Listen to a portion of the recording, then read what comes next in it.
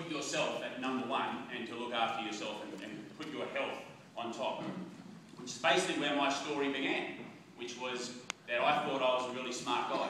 You know, I was pretty successful living in Australia. I was making good money. I thought that really in my 20s, money was what it was all about, materialism and collecting things, you know.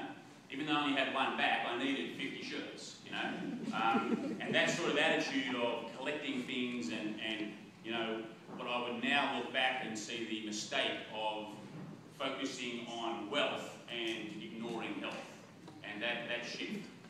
And so I think that what I want to start with today was this position, what happened to me when I was 32 years of age, and when I got sick. And I never got sick before. I was an athlete at school. I was, you know, I got the flu like everyone else, but I never got really sick, you know, and never spent any time in hospitals.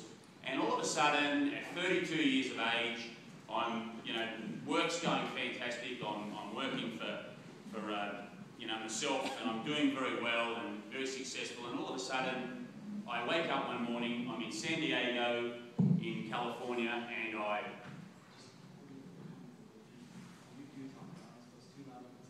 is that better? Yeah. Oh, okay, sorry. Okay, cool. So I'm in San Diego. I wake up and my hands are tingling, my feet, and I can't use them. They're like swelling up, and this is the first time in my life I thought I'd touched some poison ivy. And by lunchtime, it was my whole body, and by the evening, my face, I looked like Elephant Man. I mean, my lips were swelling, my eyes were starting to close up, and I was, you know, extremely concerned. So the hotel doctor came, and he didn't know what to do. He gave me some Zyrtec or some sort of antihistamine drugs.